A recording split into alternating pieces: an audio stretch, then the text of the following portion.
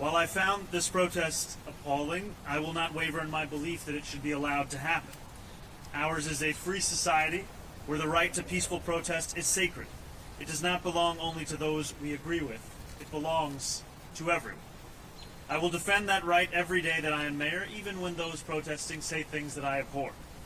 Let me also be clear about something else. New York City will never tolerate violence, whether from protests or counter-protests. Many of the counter-protesters met this display of bigotry peacefully, with a vision of a city that is welcoming to all. But a few did not. Two men, Amir Balat and Ibrahim Kayumi, traveled from Pennsylvania and attempted to bring violence to New York City. They are suspected of coming here to commit an act of terrorism. There is video of these two individuals throwing two devices towards the protest. The police department has determined that these were improvised explosive devices made to injure, maim, or worse. Thanks to the swift and decisive actions of NYPD officers at the scene, both men were immediately taken into custody, and the devices they brought taken off of our streets. I want to commend the officers who were on site. They faced a chaotic situation that very quickly could have become far more dangerous. NYPD Chief Aaron Edwards and Sergeant Luis Navarro ran towards the danger so that others could run to safety. They are here with us now, and I want to thank them today publicly as I did yesterday privately, and to thank the dozens of other officers who responded without hesitation. That is courage, that is selflessness, and I'm deeply grateful to both of them and to every member of the NYPD who works every single day to keep New Yorkers safe. As the NYPD continued their investigation yesterday, they found a third suspicious device in a vehicle on East End between 81st and 82nd Street. Out of an abundance of caution, they conducted a number of limited evacuations of nearby buildings before removing the device from the area. Once the device was removed, those evacuated were allowed to return to their homes. I am grateful for their continued work to keep New Yorkers safe. And let me say this plainly.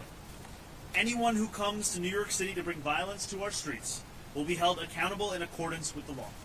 As this case continues to develop, I will remain in close contact and communication with our police commissioner.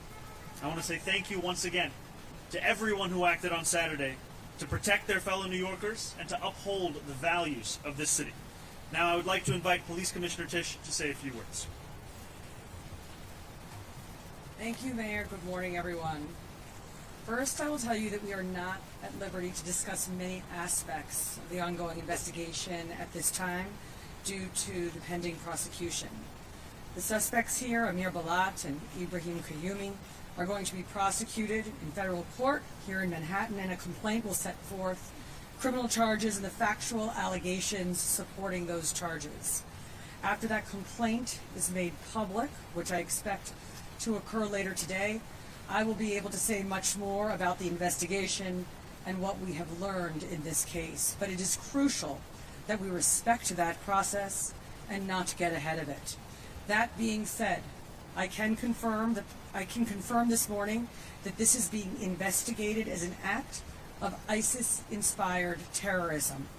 I can also provide some additional information building on my remarks from Saturday evening. At that time, we were beginning to conduct preliminary analysis of two devices that were ignited and deployed earlier that day, one in a crosswalk on East End Avenue and East 87th Street, and the other on the west side of East End Avenue between East 86th and East 87th Streets. That testing was performed by the NYPD's bomb squad and FBI special agent bomb technicians in consultation with an FBI chemist.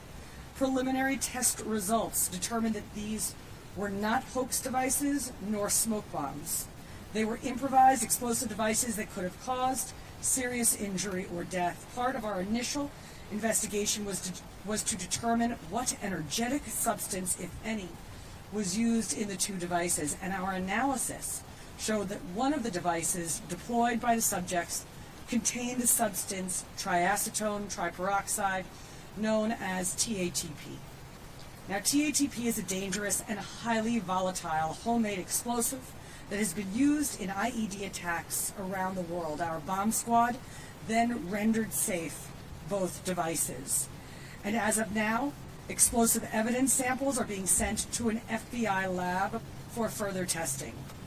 Our investigation also led our detectives to a vehicle that was tied to the suspects, and yesterday afternoon, patrol officers found that car, a black 2010 Honda with New Jersey plates on East End Avenue between East 81st Street and East 82nd Street. Using a robot, the NYPD's bomb squad was able to find another possible suspicious device and materials inside the car consistent with the first two explosive devices, and the area was immediately frozen and cleared. A limited evacuation of certain floors and certain nearby buildings was conducted while the officers secured the vehicle and removed this third device, which was transported to Rodman's neck for further testing. This third device tested negative for explosive material. Once the scene was secure and deemed safe, residents were allowed to return to their homes. Now, we have been in a heightened state of alert in New York City since the start of hostilities in Iran, and we remain in that posture today. We will continue to deploy additional counterterrorism resources throughout New York City, including heavy weapons teams, K-9 units, aviation, and more. The NYPD is vigilant and determined in our unceasing efforts to ensure the safety of this city and the security of its 8.5 million residents. We also cannot lose sight of how serious this situation was. The last time that an IED targeting people was deployed in New York City was in 2017 when Akayed Ullah detonated a device strapped to his torso in the pedestrian underpass connecting the Port Authority bus terminal and the Times Square subway station. No one other than the attacker was injured in that incident, and once again, we were fortunate that the devices used this weekend did not cause the kind of harm that they were certainly capable of causing. But luck is never a strategy. Devices like these have the potential to cause devastating harm, which is why the NYPD does thorough counterterrorism investigations and treats every incident of this kind with the highest level of urgency and care. And it is why we remain vigilant. The safety and security of the entire city ultimately rests on the judgment and the courage of the men and women of the NYPD, and on Saturday, we saw that in its truest form. When those devices were ignited in the middle of a crowded protest, officers did not step back, they stepped forward. With me today are two of those officers, Assistant Chief Aaron Edwards and Sergeant Louis Navarro, who ran toward a lit IED without hesitation and without regard for their own safety, acting as police officers do, on instinct and training to protect people they did not know and would likely never meet. Moments like that remind us what policing truly requires, because behind every counterterrorism operation, every bomb squad response, every emergency call that sends officers running towards danger, there are human beings who make the decision to step forward when others are running away. Chief Edwards has been a uniformed officer for nearly 23 years. He is, as of December, our newly minted borough chief in Manhattan North. Chief Edwards joined this department after witnessing the heroism of NYPD officers on September 11th. And on Saturday, we saw that same spirit carried forward in the way that he responded. Sergeant Navarro has spent the past 11 years serving the city he grew up between Puerto Rico and New York, eventually settling in Washington Heights in the Bronx, and joined the NYPD after a close friend encouraged him to take the exam. On Saturday, he and Chief Edwards responded with the calm judgment and professionalism that situations like this demand. Together, they represent the dozens of cops who were safeguarding that protest Saturday afternoon, and the nearly 35,000 members of this department who stand watch over New York City every day. Our entire city owes all of them a debt of gratitude, and although I've said it to them many times already, I will never tire of it. Thank you for your service. We'll now take some questions. Thanks, everyone. We have time for a few questions. We'll start with Jake, AP, right here. Right here. Sorry, we have a microphone too. I know you can't really go into so much detail at this point, but given that you are saying this is an act of ISIS-inspired terrorism or being investigated, Sorry, could you just speak up a little bit more? Yeah. Can you just give us any sense as to what information you may have to indicate that this is possibly ISIS-inspired? Also, the commissioner mentioned the heightened state of alert related to the war in Iran. Any indication at this point that there's a connection? And then just also, do you know why they wanted to come to New York in this protest in particular? So I'll pass this over to our commissioner to answer some of the specifics. So Jake, at this time, we do not have any information that connects this investigation to what's going on overseas in Iran. As to the other questions that you posed, I don't want to say anything that could introduce prejudice into the prosecution or do anything that will make the prosecutors' jobs more difficult. What I can say is that the complaint, I expect, will be unsealed later this afternoon, and once that happens, I will be at greater liberty to discuss and answer the questions that you pose. Thank you. We'll go to Andrew Sek now. Mayor, you said you were not home at the time of this incident. Can you tell us where you were, how you learned about this incident, and what went into your thought process about why you didn't speak about this publicly, either on Saturday when the commissioner did or on Sunday? So we had known that this was a protest that was scheduled for over a week, and I had known that there were precautions being taken, and I'm incredibly appreciative of the work that the NYPD both did in advance, as well as the work that we've spoken about having happened on the day and since then. My wife and I were at the New York City Sign Museum in Brooklyn at the time. We continued to be kept up to date as to what was going on both in the midst of the protest, in the aftermath of the protest, and we also wanted to ensure that we were able to address New Yorkers directly and clearly with all of the facts as we had them, especially given how fast-moving this has been. Wanted to ensure that we had all of that together. Thank you. We'll go to Catherine, CNN. Hi, good morning. Wondering if prior to the protest there was any credible threats online from these individuals, anything that you could see from their social media presence, anything like that leading up to it, that you'd know that they'd be traveling from Pennsylvania to attend this? Again, preliminary investigation, and you're going to learn a lot more as the complaint is unsealed, but nothing at this time that would have suggested that. Thank you. We have time for one more question. Emma, go ahead right here in the front.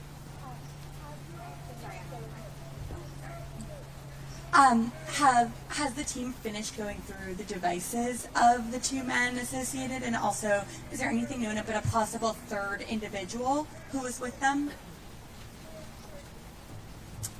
Those devices are currently being investigated, so that process is ongoing, and we have no information about a possible third individual with them at this time. Thank you guys so much.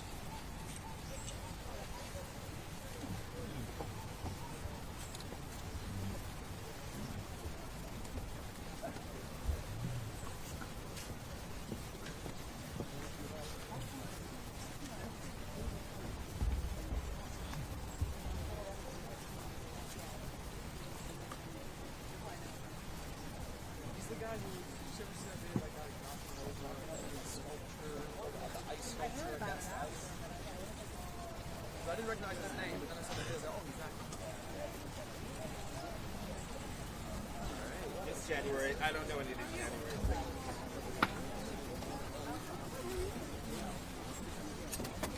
She gave us a photo of with two officers.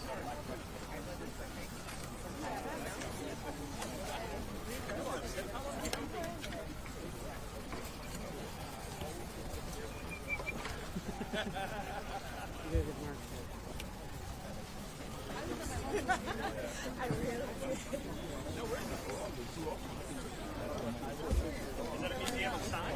Sign museum?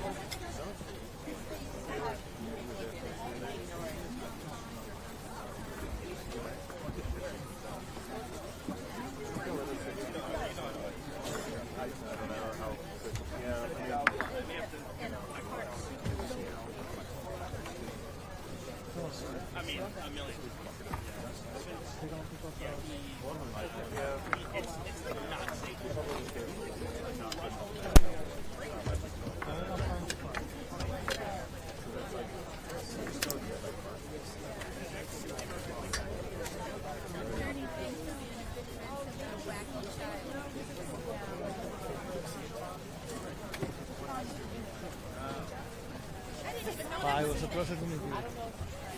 Their stories are never forgotten. I also want to thank Dr. Gorka for his leadership and insight.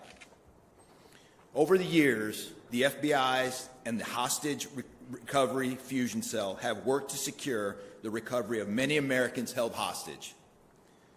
But the case of Bob Levinson hits especially close to home.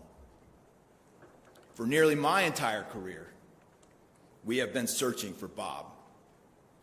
It is deeply personal to me, and I'm extremely motivated as a deputy director of the FBI to bring closure to his family. As most of you know, Bob spent nearly 3 decades in service to our nation, including 22 years as an FBI special agent. Quite simply, he was one of ours.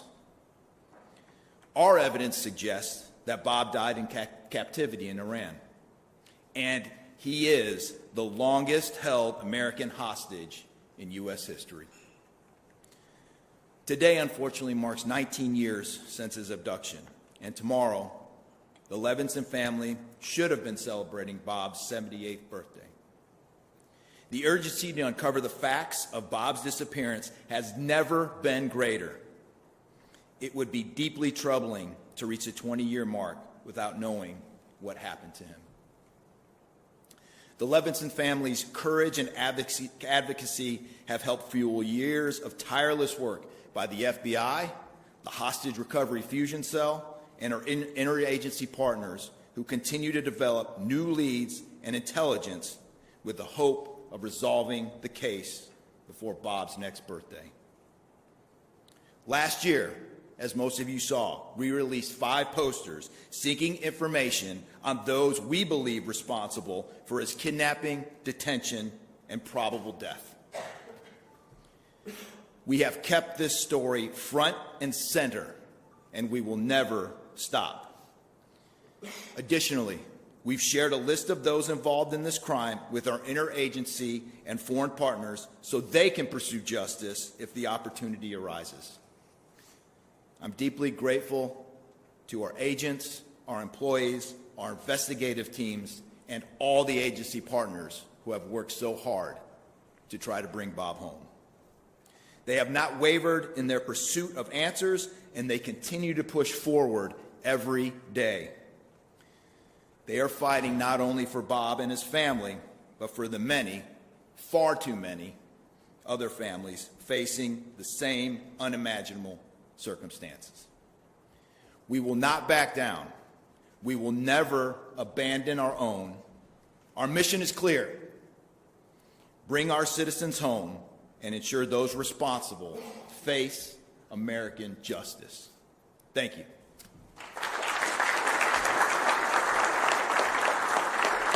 Thank you. Thank you. I want to welcome everyone here to the State Department. I wish it was on a happier occasion, although we do have things to celebrate in terms of Americans that have been returned, but also we remember those who have not returned. I want to open, first of all, just by stating the obvious. The United States is currently engaged in an operation targeting the world's leading hostage taker, the world's leading sponsor of terrorism, the regime in Iran. And first, I think we would all take a moment both to offer our thoughts, our prayers, and our condolences, and to honor the families of those who have fallen, the 7 Americans who have lost their lives in the initial hours of this operation. Incredibly brave Americans, and you saw 6 of them dignified return over the weekend, and we all are all in awe of their service, of their bravery, of their courage, and our hearts and our support extend out to their families in this very difficult moment, and the families of these incredible heroes. And heroic things are happening all the time, some of which will never make it to the headlines, but American men and women in uniform are conducting an extraordinary mission with extraordinary efficacy and efficiency and impact. The goals of this mission are clear, and it's important to continue to remind the American people of why it is that the greatest military in the history of the world is engaged in this operation. It is to destroy the ability of this regime to launch missiles, both by destroying their missiles and their launchers, destroy the factories that make these missiles, and destroy their Navy. I think we are all seeing right now the threat that this clerical regime poses to the region and to the world.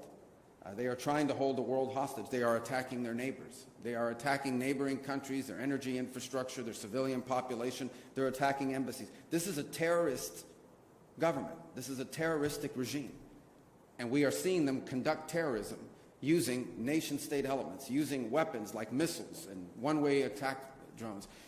And the objective of this mission is to destroy their ability to continue to do that. And we are well on our way to achieving that objective every single day with overwhelming force, with overwhelming precision. The military, the United States military, the men and women in uniform are conducting an extraordinary operation. There are not a lot of cameras down there covering what they're doing, as opposed to some of the other images that you may see from some of the cities and capitals nearby. But I want everyone to know your military is getting the job done. And every single day, this regime in Iran has less missiles, has less launchers, their factories work less, and their navy is being eviscerated. And the world is going to be a safer and a better place when this mission is accomplished. And we...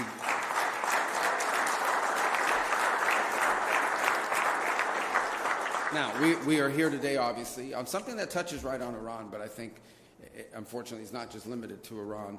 And we're here on the third U.S. hostage and wrongful detainee day, and it's a day that exists because families and loved ones refuse to let their loved ones be forgotten. We have this day to celebrate those who returned, to honor those who perished in captivity, and commit to returning those who are still in detention and holding also the perpetrators of this accountable. Last year marked 10 years of what they call SPIHA and the Hostage Recovery Fusion Cell. These were entities that were created with a specific mission of bringing Americans who are unjustly detained, bringing them home. And because of this mission, because the heart of this mission really can be captured in one word, and that one word is homecoming, reuniting people to their loved ones. 4 years ago, 50-plus families in the Bring Our Families Home campaign created the flag that flies here today. It's a symbol of solidarity. It's a symbol of resolve. It's flown in honor of Americans brought home over the past 3 years and the Americans yet to be brought home to their families. And many of the families and of the returnees and the advocates who made those moments possible are with us here today. And we want to thank you for your advocacy, for never allowing us or anyone to forget of those Americans that are unjustly detained. And we're especially grateful to those who themselves were detained. You know, it would be perfectly understandable if you decided, I'm back home, I'm going to go on with the rest of my life.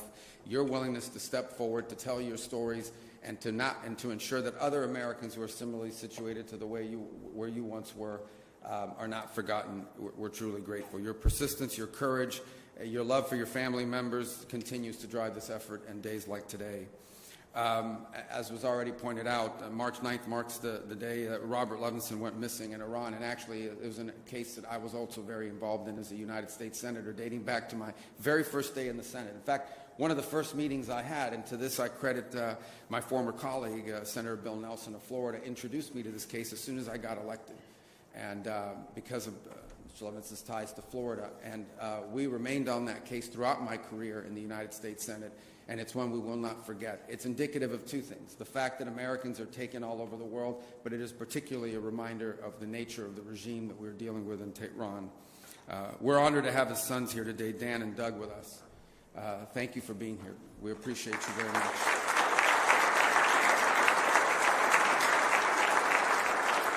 And so today, in recognition of their extraordinary dedication, and really everyone's here, but in particular, we've dedicated the flag flown here today to the Levinson family.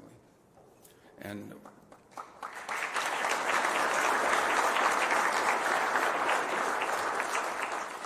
I think it's also important to give President Donald Trump a tremendous amount of credit. He has made, from the very first day in office, the return of Americans held abroad unjustly a priority of his administration. And since his inauguration a little over a year ago, over 100 Americans have been brought home.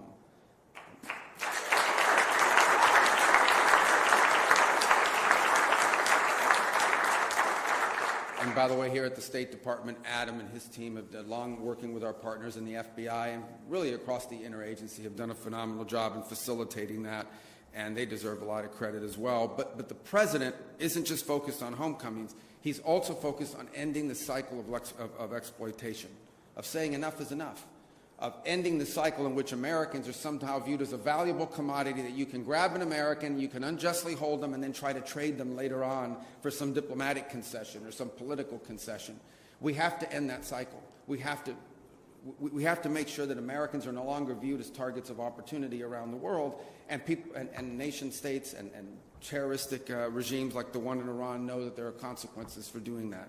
And that's why we established the state sponsor of wrongful detention designation. In essence, designating governments and entities that specifically use this as a tool of leverage to their benefit and to our detriment. They view Americans as a commodity that they can grab onto and then trade in the future. That cycle has to stop, and that's why this designation now exists. And that's why, we're the first, I believe, country we designated right under this authority on February 27th was this clerical terroristic regime in Iran. Because when it comes to hostage taking, there has been no worse offender in the world than the clerical regime in Tehran. They are the worst offenders in the world of terrorism, and they are the worst offenders in the world of hostage taking from the very early days. And so they were our first designation. They were founded, unfortunately, on an assault on the brave men and women of our foreign and civil service that were located there in Tehran. And the message is going to be very clear. The United States will not tolerate hostage diplomacy. They're not going to tolerate, we're going to continue to hold that regime accountable, and all other regimes that engage in this accountable for these practices. So, in closing, let me just say, today we honor those who are still waiting. It celebrates those who returned, and it remembers those whose homecoming came sadly and tragically in a different way. But our mission, even as we remember and honor those from the past, our mission is forward-looking. We believe in homecomings. We work for homecomings. And under the President's leadership, we will not stop until every single unjustly detained American is brought home. Thank you.